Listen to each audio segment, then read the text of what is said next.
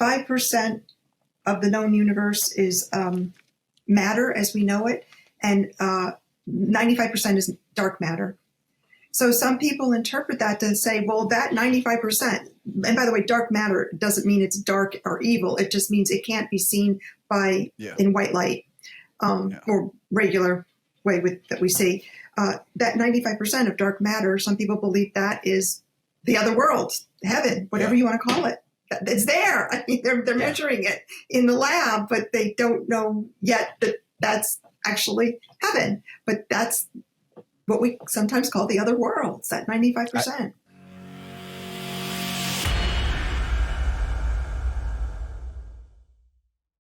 Dr. Liz, how are you doing? I'm doing well. How are you doing, Joshua? Pretty good. I really appreciate you coming on SOG TV because I've been wanting to have you on for a while. You have a lot of information, and I actually know that we're not going to be able to reach all of it today because we'll have to make this in several because you have a lot of life experiences and a lot of varied intelligences. I mean, because you're a psychologist, correct?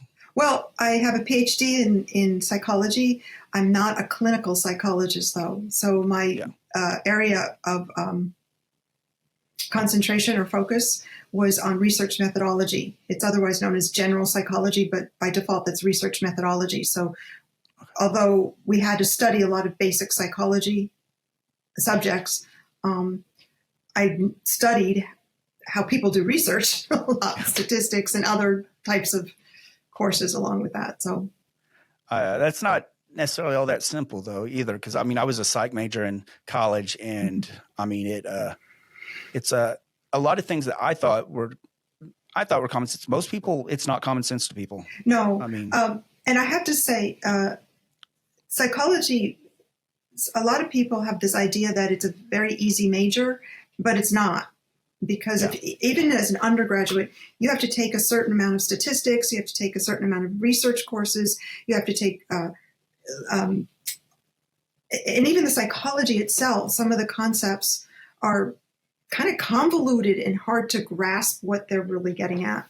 So kudos to you for being a psych major.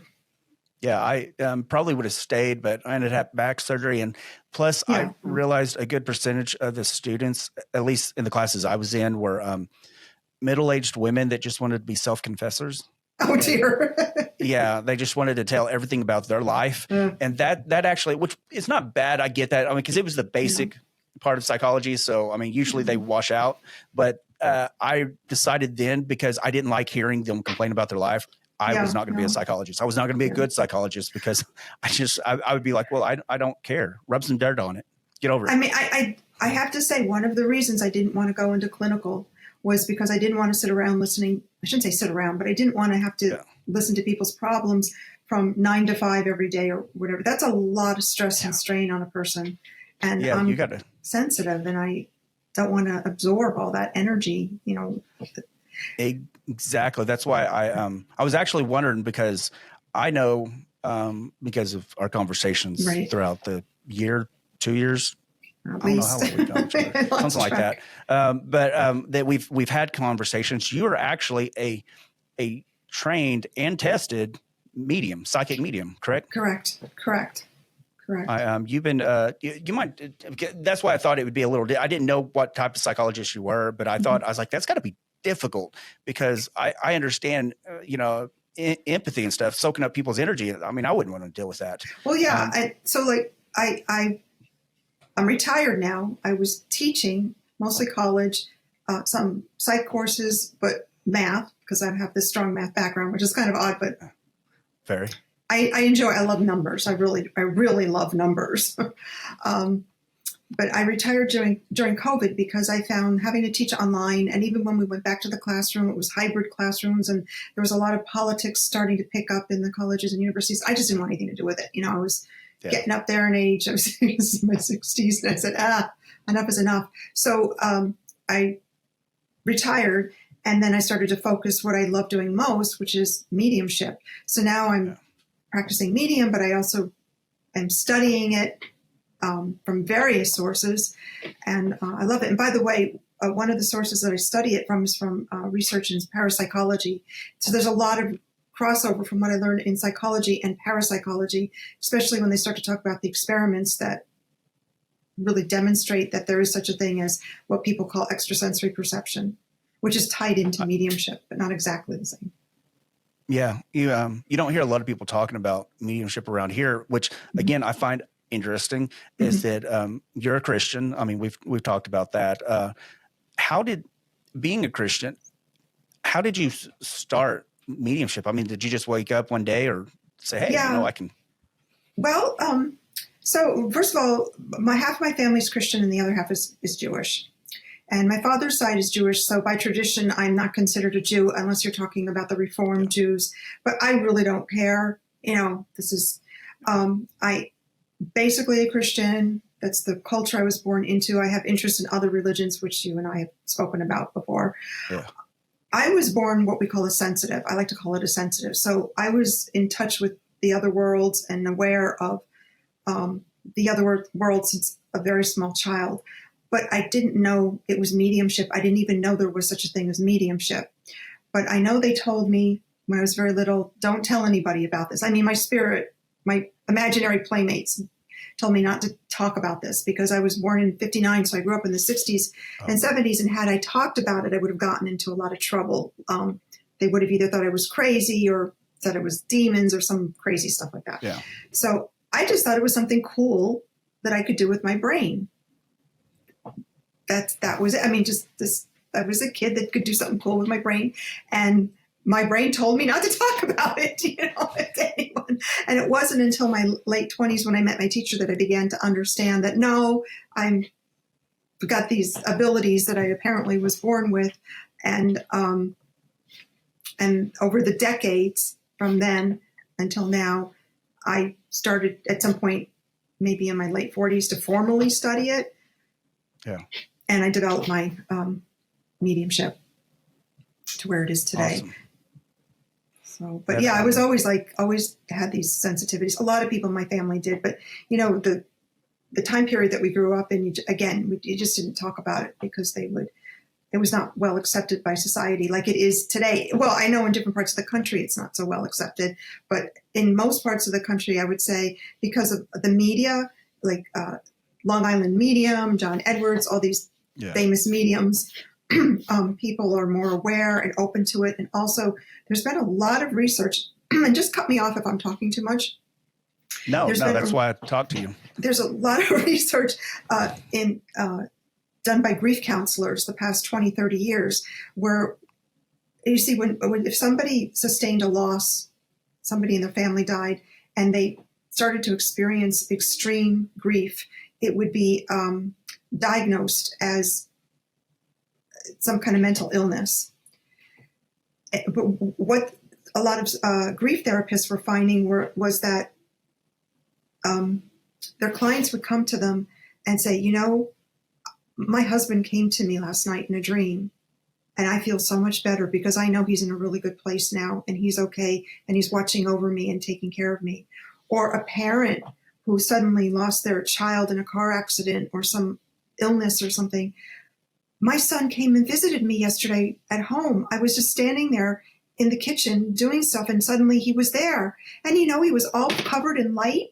And he said, Mom, don't worry about me. I'm okay. And they would hear these therapists were hearing all these stories about people who were communicating with loved ones who had passed, and it healed them. There were profound experiences, like a near-death experience where people go to heaven and then they come back. And so they started to develop a new theory called continuing bonds, where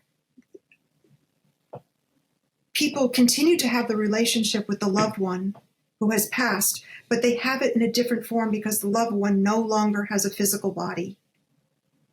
Yeah. So now even in psychotherapy, it's starting to change where they're questioning the labeling of people who talk to or can commune with the other side as some kind of mental illness. They're questioning whether it really isn't. It can have profound healing effects on people, the idea of continuing bonds.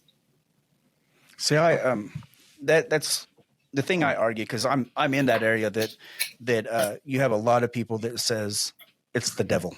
it's demonic. And it seems like everything's demonic if it's supernatural, which is contrary to what my brain says. But my thought is, if the devil is only here to steal, kill, and destroy, then how come if you're talking to somebody on the other side, that you're getting such positive benefits, you don't have any negative benefits from it? Right.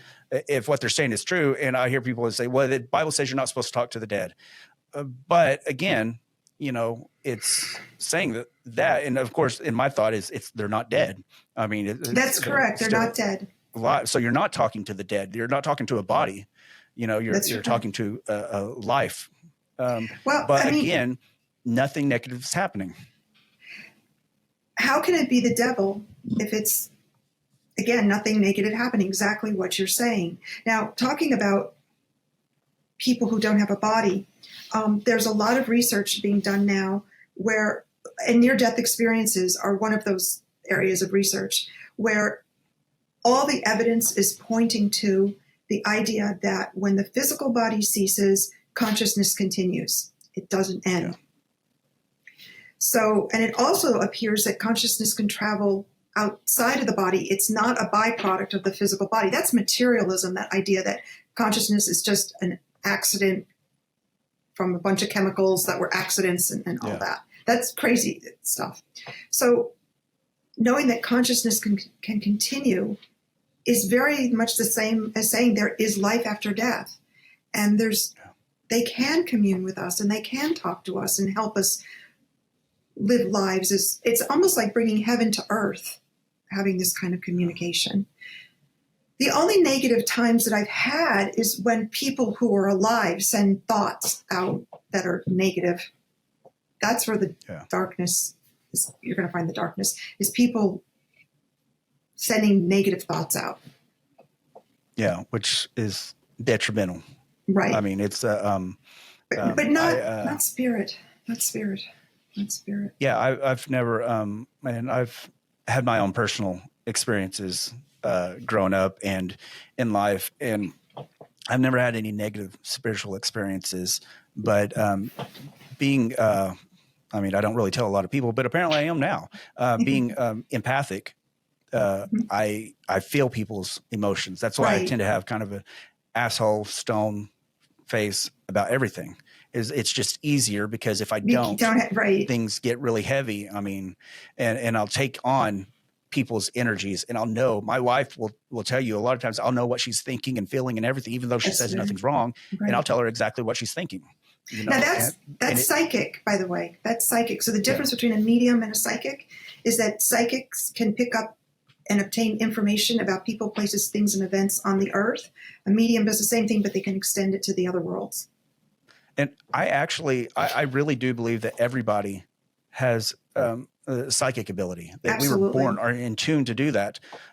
If you look at the animal world, they don't have the frontal lobe like we do, where it kind of blocks out all that stuff.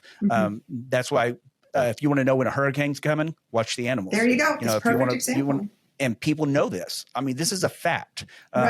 Sharks, dolphins, they all they know how to get places and stuff. They know what other animals are thinking, and they've done studies saying that dolphins actually talk through telekinesis. Telepathy.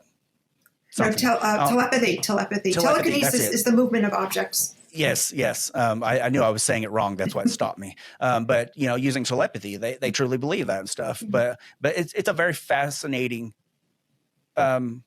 study. And it makes sense. That's what we call it, the gut feeling. But it's nothing more than picking up universal consciousness. That's correct. And if you start studying quantum physics, you start understanding that it explains that's a real thing. Yes. Because these phenomena, telepathy, and a precognition, which is seeing the future, they all, in laboratory conditions, scientists have shown that they operate out of the space-time continuum. Yeah. So in other words, that's like saying the space-time continuum is part of the physical world.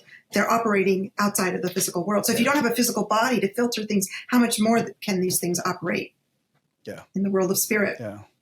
It was actually discovering this stuff when I was younger. And it's no secret. I had a problem with Christianity a good percentage of my life. And I became a Christian, but I still had a problem with it.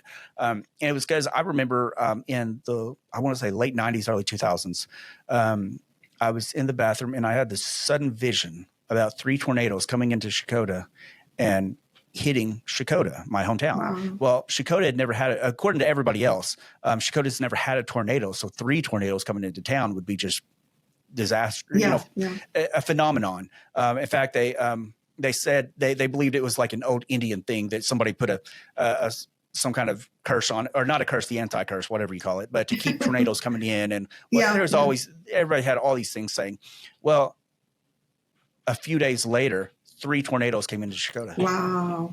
And that same time period, I had another vision that a guy that I knew fell off a dock and drowned. A week later, he fell off a dock and drowned. It's happened several times and stuff. But it's at that time that I actually had started going to church. A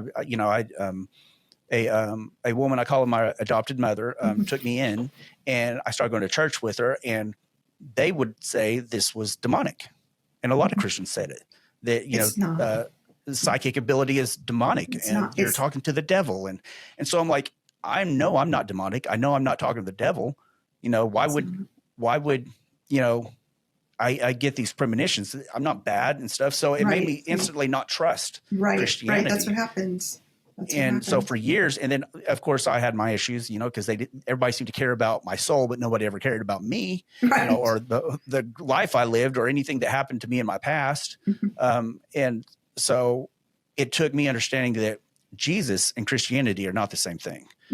People's interpretations of what they read is not the same thing of what really is. Right. And so I had to find everything through myself.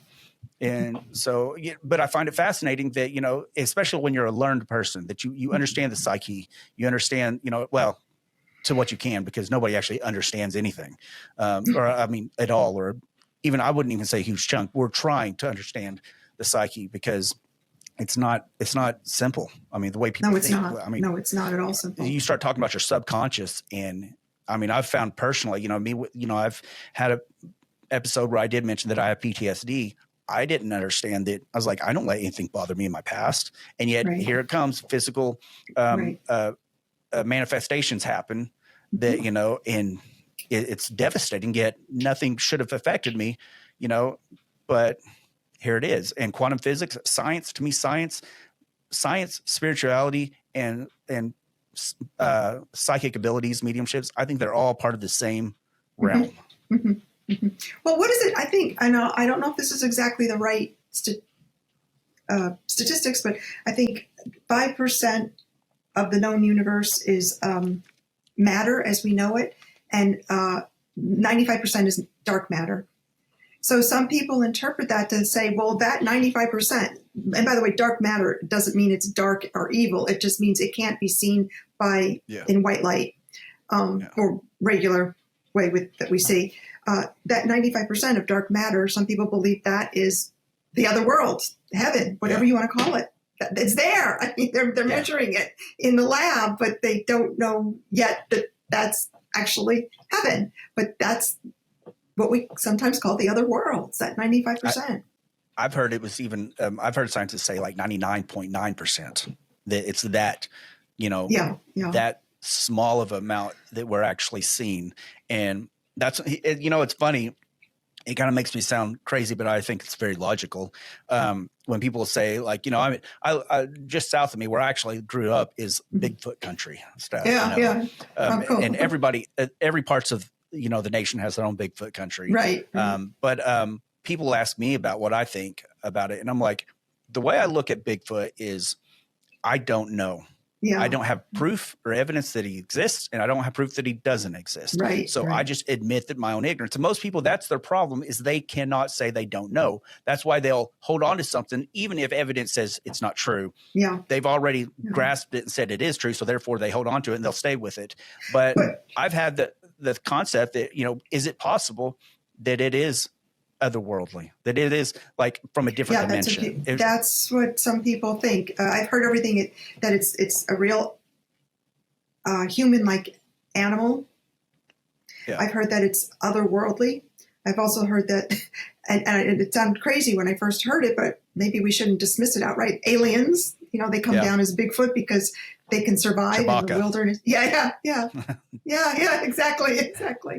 So, who's to say? But that's a whole other zoology. Yeah, that would fall under. But it's this fascinating thing about Bigfoot. Really fascinating. Yeah, and that's, it made me think, because I used to make fun of people. I met somebody in Tahlequah. Tahlequah has a weird sect of people. They call them the peacock people. And I ran into them once when I was younger. I was probably like in my late 20s. And they invited me to the church. And at that time, I was really interested in learning other religions. So they said it's a church that more like a universal type church. They talked about Buddhism and stuff like that in the church. Okay. And I was curious. And I went there, and it was interesting. They talked about a lot of things. But then I realized there was a lot of crazy people there. There's a guy there that said he had one of the crystal skulls, and he brought it out. It looked nothing like a skull. Like nothing like a skull. But then we went on a hike through the hills and stuff, and on this exquisite, beautiful area. But then he starts talking about the fairies and the gnomes and stuff that lived out there, and I'm just like, this guy's crazy, because he pointed at one. I was like, that's a possum hole. That's not that gnome doesn't live there. A possum lives there, And then he asked me. But later traditions. Go ahead. Oh, I was just going to say, later on in life, I started thinking that I can't limit my thought process. Now, I won't say something is, just like Bigfoot. I won't say it is or isn't. I will just say that, is it possible that there are fairies and gnomes in a different dimension? Possibly. Well, I don't know. My take on that is, first of all, fairies and gnomes, these are leprechauns, all those, the little people, as they call them, sprites, all that. This is more of a European tradition that goes back a very, very long time. And my understanding of it that came to be the past few years is that these are simply people who've passed on and for whatever reason have decided to stay on the earth to help out in some way. And so they make themselves appear funny, look different than they did in real life, but they're just like you and I, but they can change the way they look so that they would look like a leprechaun or but they're just people who've passed on, that's all. And they're coming back to the earth to help out. There's nothing, I hate to say it, but nothing supernatural about it. It's but when people say the word supernatural, I actually think it's kind of a misnomer, because it's just natural. We just don't know about it. Right. Exactly. There's nothing super. It's like healing yourself. That's not a supernatural ability. That's we naturally do that anyway. I mean, get a cut and see it heal itself. It will take a long time. We're like, oh, well, that just naturally does it. But when somebody does this, well, it heals faster. Well, I've studied Dr. Joe Dispenza a lot. I'm fascinated by him. In fact, he's the one who taught me how to that prayer actually works, because I didn't believe in it. I thought it was just hogwash and just that woo-woo stuff, the Christian's version of the woo-woo stuff. But then, this was, of course, before I was a Christian. And then I realized when he explained it in a scientific way. He didn't talk about religion or Christianity or spirituality. And some of his books, it's kind of, goes there, but I mean, it's spirituality, but not really, it's spirituality in a scientific way. But it's real, and what Jesus did was actually really possible. So when Jesus said, "You'll do greater things than I," and he said greater things than I because he was going to be dying, and he knew it. He was going to be leaving the earth plane, and so he said, because I'm going to the Father. He's not going to be there, so we'll have the opportunity to do greater things. Yet people limit themselves. We stop ourselves from doing anything, just like psychic ability. We stop thinking it. We don't trust our gut instinct. We don't trust that thought that's in our head that tells us something's happening. And it takes a lot of effort to trust, because I mean, especially like me, I grew up not trusting anybody. How can I trust myself? And so, and how can I be a positive a positive thinker, because they're finding out, that through quantum physics that, and Dr. Joe Dispenza has talked a lot about it, is that we literally do create our reality, that we do bring positive or negative to us. And when we're doing that and we're creating that reality, we're in a sense creating what our home will be like when we transition someday. So we're creating there's something in the Bible, and I can't remember that quote something like this, but our house that we're going to live in, or wherever we're going to dwell when we transition, we're creating it while we're on earth with our thoughts, with our deeds, with our emotions. So that's why one of the reasons why it's so important to be mindful, and because you're going to end up how you've lived all your life. That's where you're going to end up with someday when your body ceases. Yeah, and it's people don't think about that. People. If you notice, most people are very mindless. They're not. People don't notice things. No, they don't. They'll go, and there'll be trash somewhere. They don't even realize that there's trash that they're walking over. There's somebody will be hurt and they didn't even notice. It's getting better in a lot of places. Because there's a much greater acceptance about these new ideas, and certainly science and quantum physics is playing a role in this, but also the media is playing a role where they've been more open and more reporting, or more movies, or more books, or publications. For example, on Netflix, there's a series called Surviving Death, and it's based on a book by Leslie Kean, who's a reporter, and she went out and did several different investigations. This series talks about this, all about situations where people were communing with the other side in one way or another. And it's changing. It's a new world we're entering. It's a new reality that we're entering. I think it's one of the few good things that media is doing. I'm not a big fan of media because they do a lot of bad. And they try to direct things the way they want us to think. I mean, like that new movie that's out, The Sound of Freedom. Just totally snuffing it out, and they're bad. They're trying who would do that? They're trying to do it. Yet everybody's like, no. I mean, they've reached over 100 million already. It's a very popular movie. Yes, but still, we. I had somebody telling me this was. I explained a situation, which I'll explain in a later episode. But a situation I went through a couple of years ago that I talked to you. In fact, that's how I met you. I guess it has been almost 3 years that we've known each other. It goes fast. Yeah, I did. But because it was right around the COVID time, like right. It was. Like right. Yeah. It was. It just happened. Yeah, that's right. That's right. But I had a situation, and I didn't know. I didn't know how to deal with it. It was very quote unquote supernatural, and.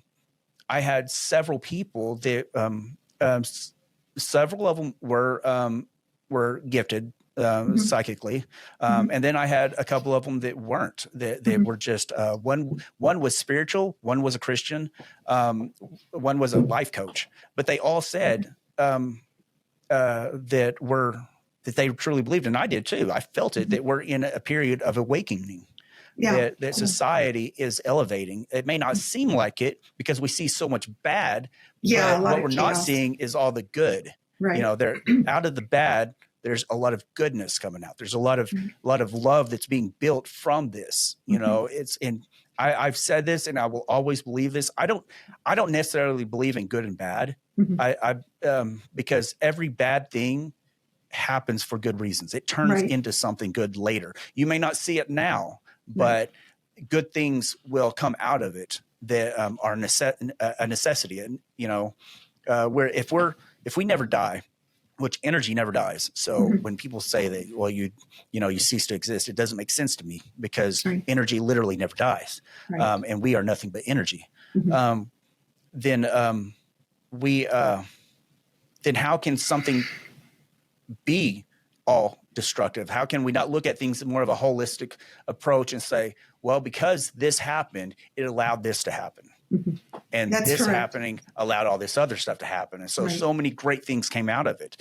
And, with these things, well, just like this, with January 6th and all that other stuff happening, what did it do? It opens people's eyes. What did the COVID situation happened, it opened people's eyes. They started seeing the way things were. Everything from the politics to the socioeconomics to even their relationships with other people, through relationships with their own job. They started seeing things, and I believe that that is a positive. I started my podcast during COVID. I wanted to do it before, but I was never to do it. And then and I did my first 10 episodes prior to COVID, but it just didn't feel right. It wasn't me. People liked it, but it still wasn't me. And I had somebody else do everything. I just paid somebody and talked on a microphone. And then suddenly I'm like, no, I'm going to do this myself. And talk to people I want to talk to about things. See, that's what happened. That's kind of what happened to me. The plan was I was going to wait till I was 65 and then retire and focus on mediumship. COVID hit. I retired at 60 and started focusing on mediumship then. And my whole life is quite different than it was had I not done that. And that never would have happened had it not been for COVID. I also now have connections with people from all over the world because of Zoom and organizations I joined during COVID, where you meet people like the Parapsychological Association, people from England and other places that study mediumship. It's my whole world has opened up, even though I stay home more than I did before. And none of that would have happened if it weren't for COVID. It was like an explosion. I once had a reading with a really good medium, and my father came through. Now, I do that sometimes. I will go get a reading for myself, though now I'm much better at doing my own communications with my father, but who passed a number of years ago.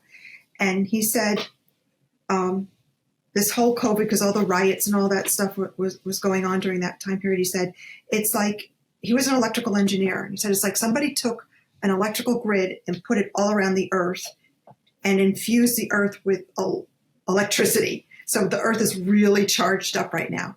And he said, you got a choice. You can take that electricity and you can build a bomb, or you can take that electricity and use it to do spiritual pursuits or do those things that you've always wanted to do in your life, but you haven't been able to do, and take that extra energy and build something very positive. It's up to you as the individual to decide which way you're going to go. So what are you going to do? Going to build a bomb and start the riots, or are you going to use it for something spiritual or productive or whatever? Exactly. And that's been my lessons in life before all this, but it's extraordinary. It's what do you do with it? It doesn't have to be something. Oh, this sucks. The experience sucked, but what did it teach you? Where did it get you? Almost every one of my guests are somebody I met through COVID or through the tour that I'm on from COVID. It's all because of this. Does that mean that this is a good thing that, COVID was? No, that's not what it is. It's like the Holocaust was not a good thing, but good things came out of it. But the world the was never Shepherd the same after came out of it. People started thinking about paying attention in case somebody becomes a Hitler. Nobody did that before then. They didn't think about somebody. They're like, oh, this is a perfect place. So we'll never turn into a tyranny because of this. Well, now we watch that. And sometimes we allow things. They have to be sneakier, but they're not able to overtake America like they would have been. If it wouldn't have happened over there. But there are so many things, and people have to know on an individual level that no matter what you're going through, what do you do with it? Are you going to let it beat you down and just feel sorry for yourself and blame somebody else because they did this and they did that? Right. Heck, during COVID, I couldn't get a job because I couldn't wear a mask. And so I got blessed that a company I sold cars for, created a security position so I could be a security officer during COVID. And I watched empty cars by myself at night, so I didn't have to wear a mask. But other than that, I wouldn't have been able to survive. Because I couldn't. When I went to the doctor and the doctor would make me wear a mask, my blood pressure would jump up to I think one time it was like 203 over 180. It was stroke and heart attack range. Those masks are brutal on some people. Some people just can't. Yeah, I mean, and they're bad for everybody. I mean, they don't do their job or do the job people think they're doing. They're not doing that. I've talked to too many doctors that are doctors of that field that say that's ridiculous. But in fact, one of my friends that's a doctor quit being a doctor because he got so tired of all that. Oh, wow. Because he doesn't, because like a lot of people, they don't like following rules that don't make sense. Just because somebody said they had to do it, But regardless, getting back to what I was saying is that we all could learn something major from all of this and become more awake and learn something instead of holding on to things that aren't working. Right. That is correct. That is correct. Judging people because they're not wanting what you're wanting. They don't believe what you believe. Okay, so what? Just still love them anyway. That's right. Just do what you can. And, I've told, like, being a disciple, I talk to a lot of people that talk about being a disciple. And I'm like, I don't think most Christians even know what a disciple is. It's not going to somebody and beating them upside the head with the Bible. One, the Bible didn't even exist at that time. The good news was God loves you. That we don't have to do everything perfectly to be loved by God. But being a disciple is, if let's say you live, I've used this example a lot, that you live in a fancy neighborhood, but your next door neighbor who is grandfathered in is Trailer Park Joe, and doesn't like anybody and nobody likes him. But you see him mowing his yard, which he hadn't mowed in 2 months, and his lawnmower quits on him. He gets all ticked off and walks inside and stuff, and you have to be mowing your lawn, and so you just go over there and mow his lawn. Right. That's it. Right. You didn't ask him. You didn't expect anything. A real life example. I had a neighbor that we have laying hens, chickens, that, because fresh eggs are so much better than store-bought eggs. But we give our eggs away. We don't sell them. Even when they were selling for like $10 a dozen, we don't sell them. We just give them away. And we were giving them to our neighbors. Well, we have some neighbors. I'm not going to mention who they are in case I doubt they'd ever watch this podcast. But they had dogs that were constantly barking, and people would complain about it. And people always talk about calling the cops and dogs and stuff. And as a former cop, it doesn't help. I mean, the cops can't do anything about dogs barking. But anyway, my wife asked me one day who to give these eggs to. And I said, give them to them one neighbors with the barking dogs. I said, but do not ask for anything. Don't complain about anything. Don't even mention anything about our complaints or anybody else's complaints or anything like that. Just give them the eggs. That's it. And that's what she did. And lo and behold, we haven't had a problem since. And that was months ago. That's amazing. They just fix it themselves. That one simple gesture that you and your wife did got them to think differently. And that's how the real world actually works. Now, does it happen every time? No, it's not one of those situations like, who was it? Nancy Pelosi, I think, said that, or Dianne Feinstein, when they were talking about guns, said that, when a bad guy comes in and sees that everybody's unarmed, he's just going to put his gun down. It's not that. They're that dumb. And I don't think, I honestly don't think they're that dumb. They just want us to believe that's the truth. They assume people are that dumb. I'm not so sure that they're not that dumb. Yeah, it's actually very possible because I've seen the politicians are. I talked to one Mark Wayne Mullen once several years ago when it was his first year. I was having a conversation with him, and he said that one of the problems with politicians is the bigger you get, the more you're surrounded by yes men, people that just say yes. That's to you. right. And you start believing everything that you say. Yeah. And when you've been in politics for 60 years or whatnot, you think everything you say is God's truth. That's just the way it is, even though none of it makes sense.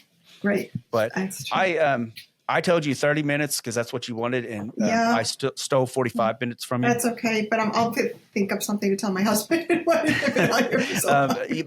it on me, but I've got to have you on again because there was definitely a lot more that I would like to discuss and stuff because you're a plethora of information. I enjoyed talking to you a lot. Thank you for sticking around till the end. Hopefully, I left you either enlightened, lightened, or moved by the experience. If you enjoyed what you saw, could you hit that like and subscribe button right there? And if you didn't, could you still hit that like and subscribe button right there so somebody else has the opportunity to not like what they saw? Thank you.